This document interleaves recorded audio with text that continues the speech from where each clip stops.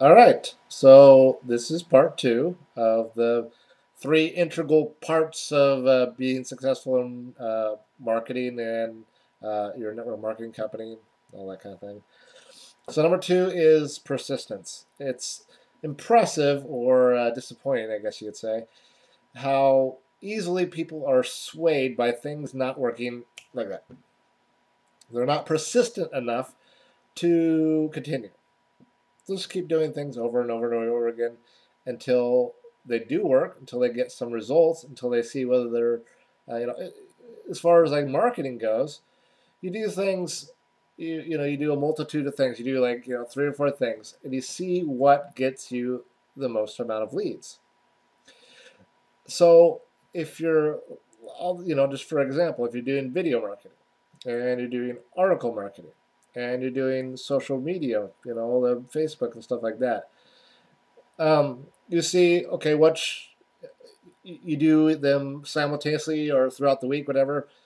Then the following week you say, okay, what worked? What worked the best? Uh, I was better on social networking, got more leads, so I'm going to focus more energy on that. It's not that you have to not do the other two.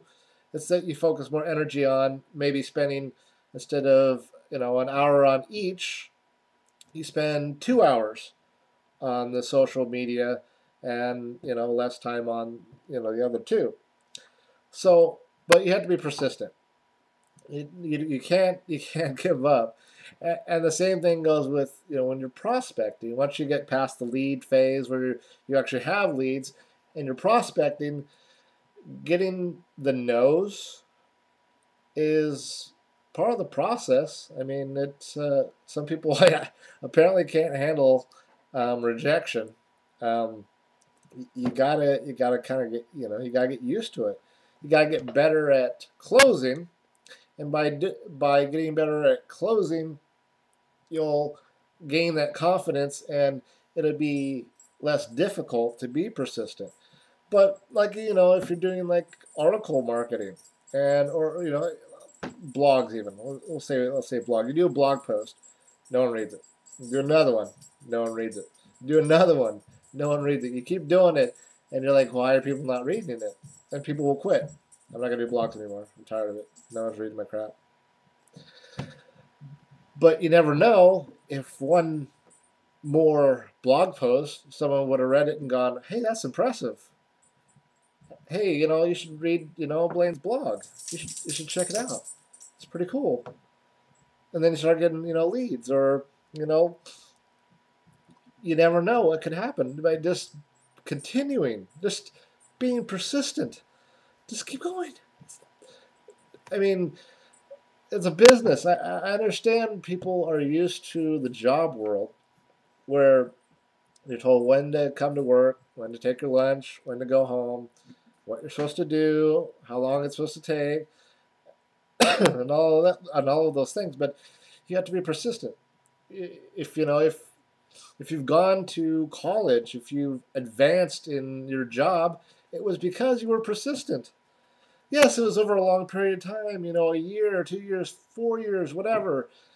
You're persistent enough to get to the next level. Whatever, college you graduated, you got your bachelor's degree. At your job, instead of being down here, you're up here. Same thing goes with marketing. Same thing goes with, your business.